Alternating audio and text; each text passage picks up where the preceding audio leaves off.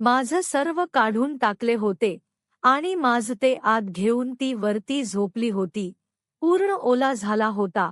नंतर मी थोड्या वेळात जग आली तोपर्यंत सर्व झाले होते. नमस्कार मित्रांनो, मी राकेश. मी मुंबईला काम करतो.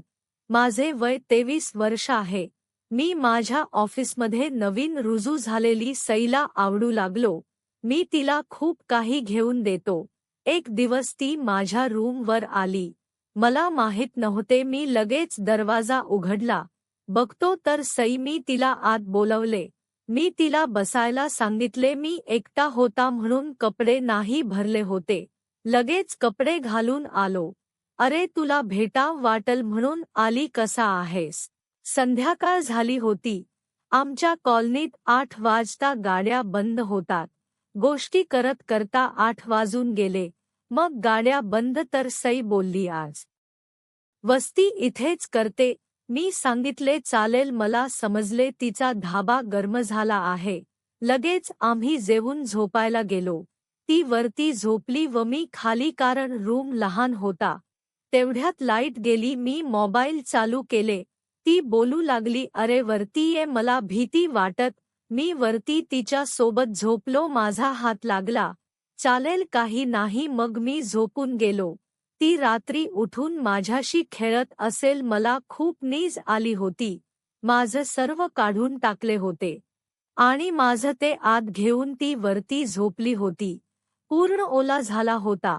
नंतर मी थोड्या वेळात जग आली तोपर्यंत सर्व झाले होते. बोलली, खूप मज्जा आली रे राकेश. मग सकाळी मी पुन्हा केले तेव्हा खूप मज्जा आली. माझ्या आयुष्यात सगळं काही कसं शांत आणि एका साच्यात बसल्यासारखं सुरू होतं. सकाळी 9 वाजता ऑफिसला जाणं, लॅपटॉपवर कोडिंग करणं, क्लायंटच्या मीटिंग अटेंड करणं आणि संध्याकाळी घरी परतणं.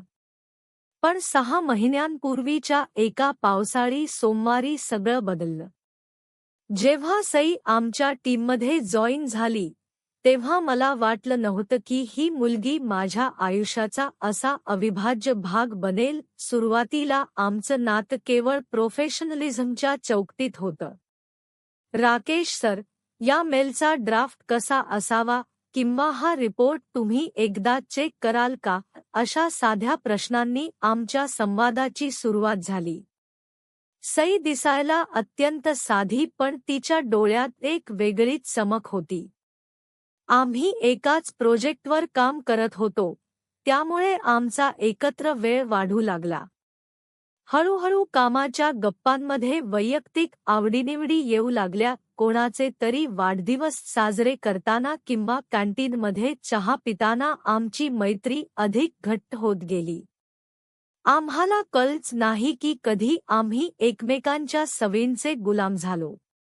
आमच्यातील खरी जवळीक वाढली ती लेट नाईट शिफ्ट्समुळे.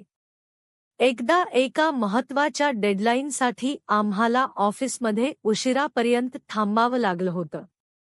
ऑफिसमधील गर्दी कमी झाली होती.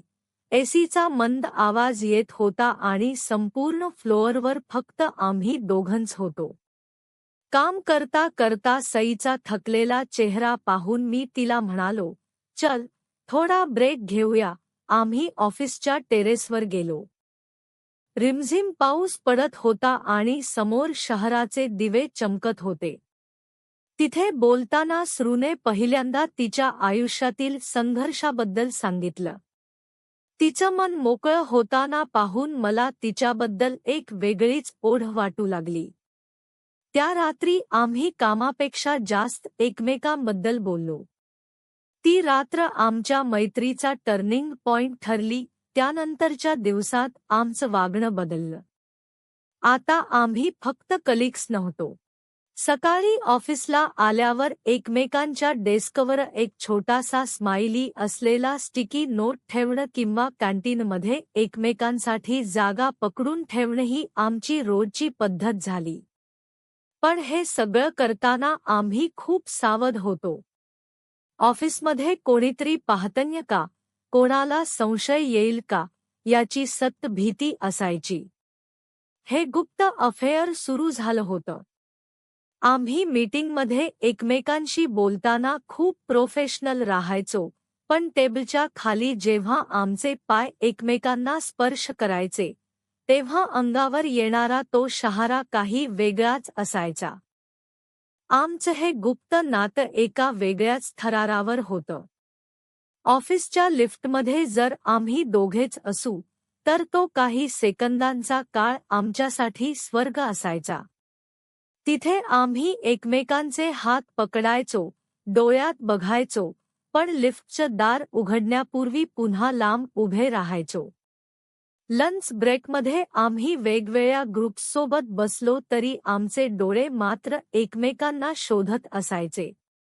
व्हॉट्सॲपवर कोडेड भाषेत मेसेज करणं, कोणालाही कळू देता कॉफी शॉपमध्ये भेटणं, या सगळ्यामुळे आमच्यातील जवळीक अधिकच वाढत गेली. एकदा एका क्लायंट पार्टीमध्ये आम्ही दोघंही होतो.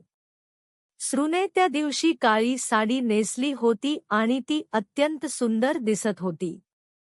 मला तिच्या जवळ जायचं होतं, तिला सांगायचं होतं की ती किती छान दिसते, पण नियमांच्या आणि लोकांच्या नजरांच्या बंधनामुळे मी फक्त दुरूनच तिला पाहत राहिलो. पण जेव्हा आमची नजरांजर झाली तेव्हा तिच्या डोळ्यातून मला सर्व काही कळलं. त्या गर्दीतही आम्ही एकमेकांशी बोलता खूप काही बोललो होतो, पण हे गुपित टिकवून ठेवणं सोपं नव्हतं. कधी कधी वाटायचं की सगळ्यांना सांगून टाकावं, पण करिअर आणि ऑफिसमधील गॉसिपची भीती आम्हाला रोखायची. आमच्या या लपाछपीच्या खेळामुळे आमच्यातील प्रेम अधिकच बहरलं. ऑफिसचे ते नीरस कोपरे आता माझ्यासाठी खास झाले होते, कारण तिथे आमची गुपितं दडलेली होती. ती कॅन्टीनची मागची खिडकी जिथे आम्ही गुपचूप चॉकलेट शेअर करायचो, किंवा तो कॉन्फरन्स रूम जिथे मीटिंग संपल्यावर आम्ही शेवटचे 2 मिनिट थांबायचो. सईची ती हळूवार स्पर्श करण्याची पद्धत आणि माझ्या प्रत्येक लहान गोष्टीची ती ठेवत असलेली काळजी, यामुळे मी तिच्या प्रेमात पूर्णपणे बुडालो होतो. आमचं हे नातं कसं पुढे जाईल माहीत नाही, पण सध्याच्या या गुपित प्रेमात एक वेगळीच मजा आहे, जी फक्त आम्हालाच ठाऊक आहे.